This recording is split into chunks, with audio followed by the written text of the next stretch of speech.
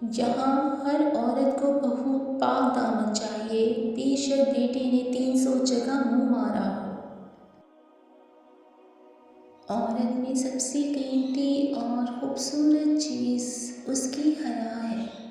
اگر عورت بے حیا ہو جائے تو بازاروں میں بے مول بکنے لگتی ہے۔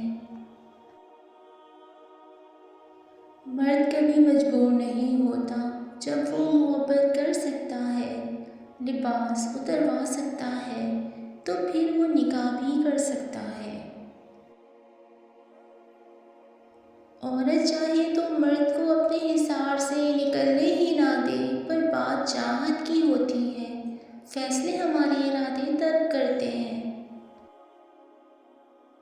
مرد کی محبت نوافل کی طرح ہوتی ہے، ادا ہو گئی تو ٹھیک ورنہ کون سا فرض تھا۔ جبکہ عورت کی محبت کا یہ عالم ہے کہ وہ اپنے محبوب کے ساتھ جنت کی حوروں کو بھی برداشت نہیں کر سکتی۔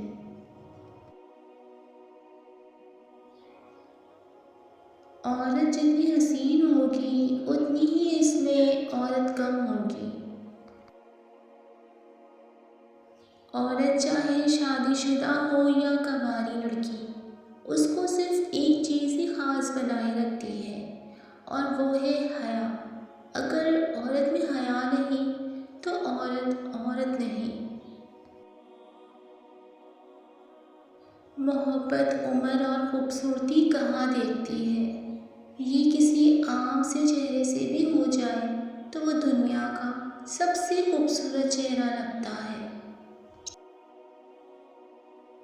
ایک عورت سب برداشت کر سکتی ہے، لیکن اپنے من پسند شخص کے ساتھ کسی دوسری عورت کو نہیں۔ اس عورت سے زیادہ خوبصورت کوئی نہیں جو اپنے رب کو راضی کرنے اور اپنے خاوند کی عزت کے لیے پردہ کرتی ہے۔ کسی نااہل مرد کی پہلی بیوی بننے سے بہتر ہے کسی قابل اور ذمہ دار شخص کی دوسری بیوی بن جاؤ۔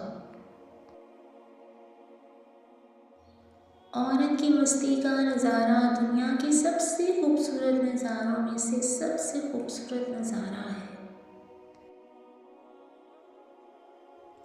جب عورت کسی نامحرم کی محبت میں الجھ جاتی ہے تو وہ دو ٹکے کی ہو جاتی ہے۔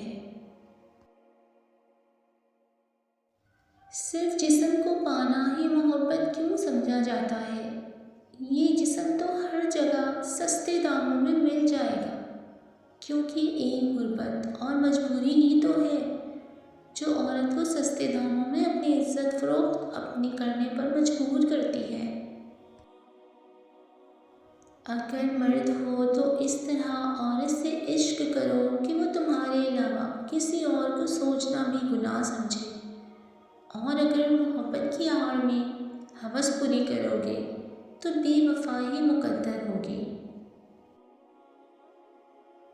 کوئی بھی انسان پوری دنیا کے لیے نہیں جیتا، بلکہ خاص لوگوں کے لیے جیتا ہے جو اس کی ساری دنیا ہوتے ہیں۔ مرد میں سب سے بڑی خامی خواہش تکمیل ہے۔ اسے پیاس بجھانے کے لیے آگ چاہیے، پھر وہ کھارا ہو یا میٹھا اسے کوئی فرق نہیں پڑتا۔